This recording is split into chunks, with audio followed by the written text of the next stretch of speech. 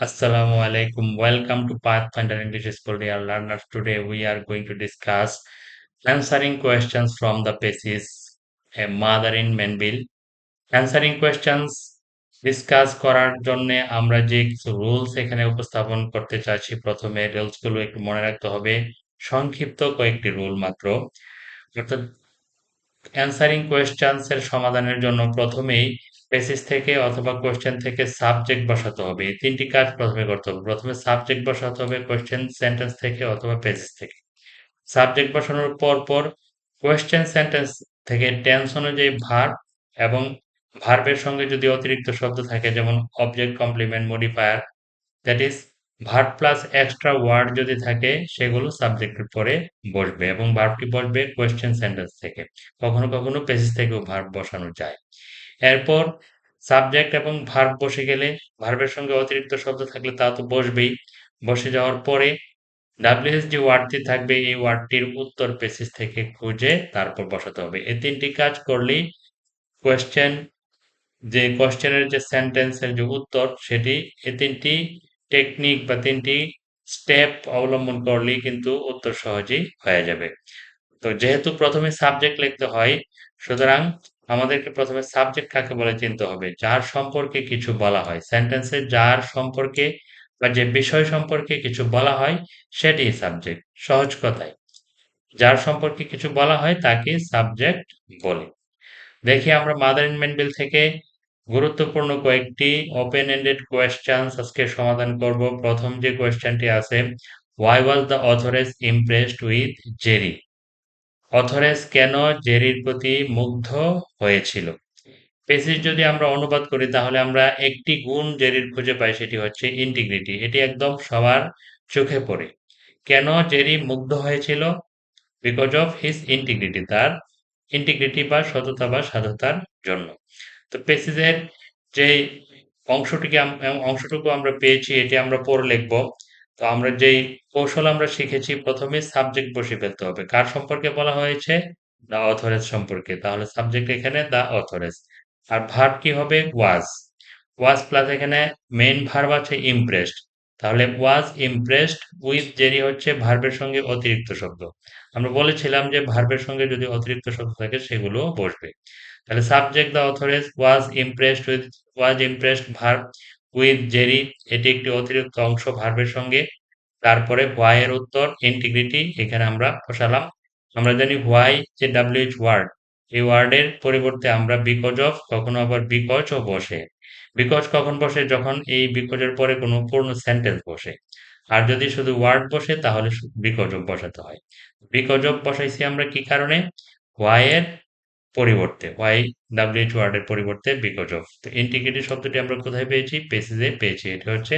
Why এর উত্তর next question what things did Jerry do of his own accord own accord of his own accord means তার স্বেচ্ছায় বা তার নিজের ইচ্ছায় what things did Jerry do তাহলে এখানে কার সম্পর্কে বলা হয়েছে জেরি সম্পর্কে বলা হয়েছে জেরি হচ্ছে সাবজেক্ট তো প্রথমে সাবজেক্ট বসাই দিই Jerry of his own accord এটি একটি অতিরিক্ত শব্দ এটিও পাশাপাশি বসিয়ে দিলাম Jerry of his own accord Jerry তার নিজের ইচ্ছায় তারপরে ভার্ব বসাবো ডু ডাজ ডিড এই তিনটি অক্সিলারি ভার্ব যদি কোয়েশ্চেন সেন্টেন্সে থাকে তাহলে ডু ডাজ ডিড বসবে না ডু ডাজ ডিড এর পরিবর্তে ডিড থাকলে ভার্বের পাস্ট ফর্ম হবে আর ডু ডাজ হলে ভার্বের প্রেজেন্ট ফর্ম হবে তো ডিড যেহেতু আছে এখানে অক্সিলারি ভার্ব আর মেইন ভার্ব হচ্ছে ডু তাহলে এখানে ডিড পাস্ট ফর্ম অনুযায়ী ডিড হওয়ার কথা যেহেতু পেসিজে পুট একটি ভার্ব আছে তাহলে what things did Jerry do Jerry কি করত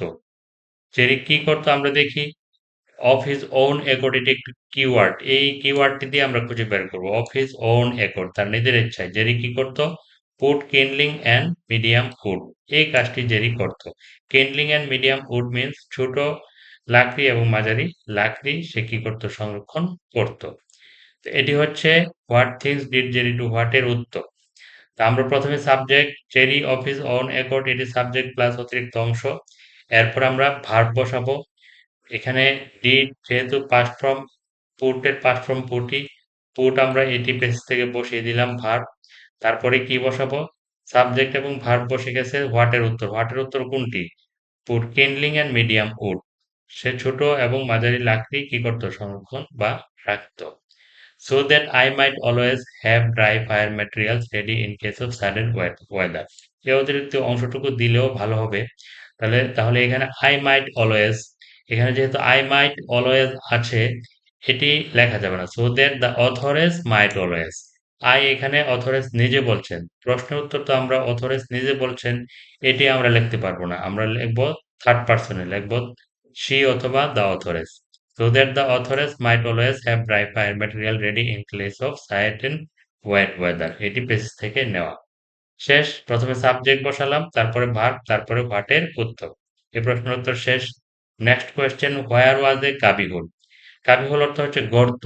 হোয়ার ওয়াজ এ কাবিহুল, একটি গর্ত কোথায় ছিল? এখানে এখানে কি সম্পর্কে বলা হয়েছে? এ কাবিহুল, একটি গর্ত সম্পর্কে। সুতরাং সাবজেক্ট বসিয়ে দিই, এ কাবিহুল সাবজেক্ট, তারপর ভার্ব নিয়ে যাই, এখান থেকে ওয়াজ, এক কাবিহুল ওয়াজ, তারপর কি হোয়ার এর উত্তর। কাবিহুলটি কোথায় ছিল? গর্তটি কোথায় ছিল? কাবিহুল শব্দটি বেসিস থেকে আমরা বের করি। কাবিহুল বিসাইড দ্য ফায়ার প্লেস, অগ্নিকুণ্ডের বা চুল্লির পাশে ছিল। তাহলে হোয়ার এর উত্তর কি? Beside the fire place. তাহলে হোয়ার এর উত্তর বিসাইড দ্য ফায়ার প্লেস। এই অতিরিক্ত অংশটুকু আমরা বসাতে পারি that I had not noticed, that the authoress had not noticed. এখানে আই না হয়ে অথরেস হবে, এটি একটি বেসিক বিষয়, এগুলো তোমরা জানো। এখানে লেখিকা নিজে বলছেন, কিন্তু আমরা যখন অ্যান্সার করব তখন তো আর আই লিখবো না, আমরা লিখবো কি ওই লেখিকার নাম অথবা তার পরিবর্তে প্রনাউন শি, দুটোর একটি আমরা লিখবো, কিন্তু আই লিখতে পারবো না। Next question, how was Jerry's courtesy? জেরিসের কার্টিসি অর্থ কি? সৌজন্যতা বা ভদ্রতা কেমন ছিল জেরির? কার সম্পর্কে বলা হয়েছে? জেরিস কার্টিসি। এটি হচ্ছে সাবজেক্ট, জেরিস কার্টিসি। সাবজেক্ট বসিয়ে দিলাম, কোয়েশ্চেন থেকে ভার্ব বসাবো ওয়াজ, এটি মেইন ভার্ব হিসেবে বসছে এখানে। তাহলে ওয়াজ, কেমন ছিল জেরিস কার্টিসি? জেরিস কার্টিসি ওয়াজ ইনস্টিংক্টিভ। ইনস্টিংক্টিভ অর্থ হচ্ছে ন্যাচারাল। ন্যাচারাল মিন্স ইনবর্ন, সহজাত, জন্মগত। তার ভদ্রতা ছিল জন্মগত বা ন্যাচারাল। তো কার্টেসি ওয়াজ, এটি পেসেজের মধ্যেই কিন্তু আছে, কার্টেসি ওয়াজ ইনস্টিংক্টিভ।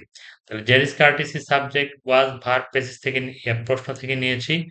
আর হাউ এর উত্তর হচ্ছে ইনস্টিংক্টিভ, অর্থ হচ্ছে কি natural. Jerry's courtesy was instinctive, subject verb এবং হাউ এর উত্তর শেষ। তারপর next question, what did the authoress see? Authoress লেখিকা সি দেখেছিল deep into the clear well of his eyes. বালকটির চোখের গভীরে লেখিকা কি দেখতে পেয়েছিলেন? তাহলে এখানে কার সম্পর্কে বলা হয়েছে? দ্য অথরেস সম্পর্কে। তাহলে অথরেস হচ্ছে সাবজেক্ট, সাবজেক্ট বসিয়ে দিলাম। তাহলে ডিড যেহেতু আছে, ভার্বের পাস্ট ফর্ম বসবে। ভার্ব কোনটি? সি। সি এর পাস্ট ফর্ম স। তাহলে সাবজেক্ট দ্য অথরেস, ভার্ব হচ্ছে স, সি এর পাস্ট ফর্ম স, সাবজেক্ট প্লাস ভার্ব। তারপরে এখানে হোয়াট এর উত্তর বসবে। হোয়াট কি দেখেছিল লেখিকা? দেখেছিল কি? Deep, saw deep into the clear well of his eyes, gratitude was there and affection. Gratitude and affection এই দুটি শব্দ বসাতে হবে। গ্র্যাটিটিউড মানে কৃতজ্ঞতা, অ্যাফেকশন অর্থ হচ্ছে স্নেহ বা মমতা।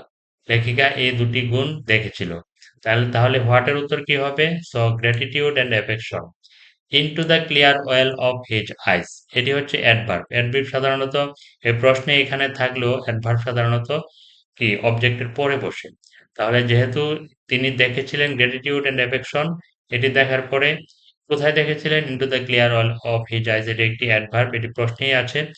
যদি অ্যাডভার্ব এবং অবজেক্ট দুটি থাকে তাহলে প্রথমে অবজেক্ট বসে যায়, তারপরে অ্যাডভার্ব বসাতে হয়। তাহলে আমরা কিভাবে বসালাম? সাবজেক্ট ভার্ব সি এর স, এবং গ্র্যাটিটিউড হচ্ছে এন্ড অ্যাফেকশন হচ্ছে হোয়াট এর উত্তর। আর into the clear, deep into the clear well of his eyes, এটা একটি অ্যাডভার্ব। এটি অ্যাডভার্বটি সাধারণত অ্যান্সার অ্যান্সার যেটি আমরা লিখবো এটির শেষে সাধারণত করব। ডিয়ার লার্নার্স, আমরা ইংলিশ ফার্স্ট পেপার থেকে প্রত্যেকটি প্রশ্নের আইটেম আমরা ভিডিও ক্লাস করছি, এবং তোমরা যদি ভিডিও ক্লাসগুলো আপলোডের সঙ্গে সঙ্গে পেতে চাও অবশ্যই চ্যানেলটি দয়া করে সাবস্ক্রাইব করে রাখবে, তাহলে ভিডিও আপলোড করার সঙ্গে সঙ্গে তোমাদের কাছে পৌঁছে যাবে। ভালো থাকবে। আল্লাহ হাফেজ।